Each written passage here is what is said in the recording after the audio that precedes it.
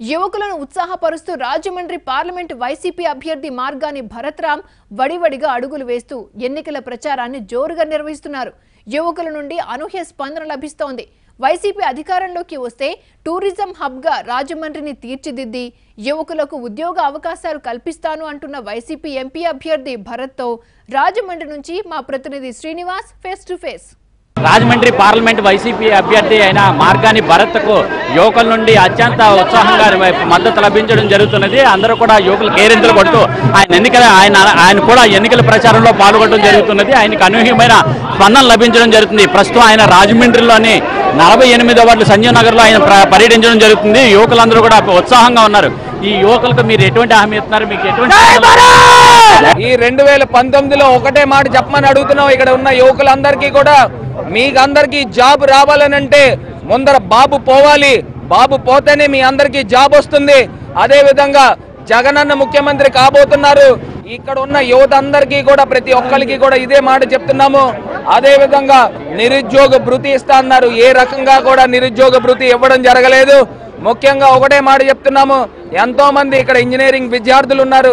వీళ్ళందరూ కూడా చదువుకుని వాళ్ళు ఉద్యోగాలు చేసుకోవాలనంటే వేరే రాష్ట్రం వలస వెళ్లాల్సిన పరిస్థితులు వస్తున్నాయి. ఇవాళ ఈ యొక్క రాష్ట్రంలో వీళ్ళంతా కూడా హైదరాబాద్ కానీ బెంగళూరు కానీ చెన్నై కానీ వెళ్ళి అక్కడ ఉద్యోగాలు చేసుకునే పరిస్థితులు దౌర్భాగ్యం చంద్రబాబు నాయుడు గారు నెట్టేశారు ఆంధ్ర రాష్ట్రాన్ని. ఇక్కడ విద్యార్థులందరూ కూడా వాపోతున్నారని మీకు తెలియదు. మేనిఫెస్టోలో ఏం చెప్తున్నారు యువకులకి? ఎటువంటి మేము ఒకటే చెప్తున్నామండి.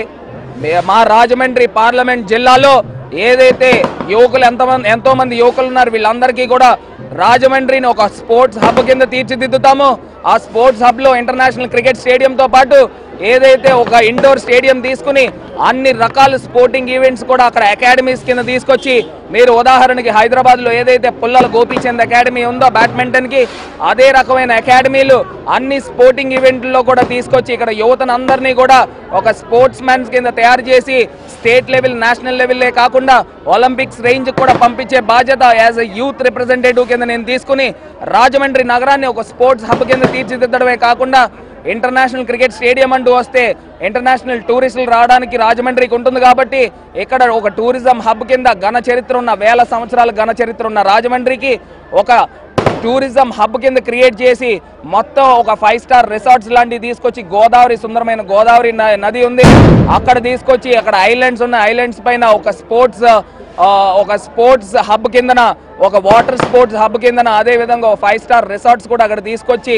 రాజమండ్రిని పూర్తిగా ఇంటర్నేషనల్ రేంజ్ లో డెవలప్ చేసేదానికి ముందుకు వస్తున్నాము.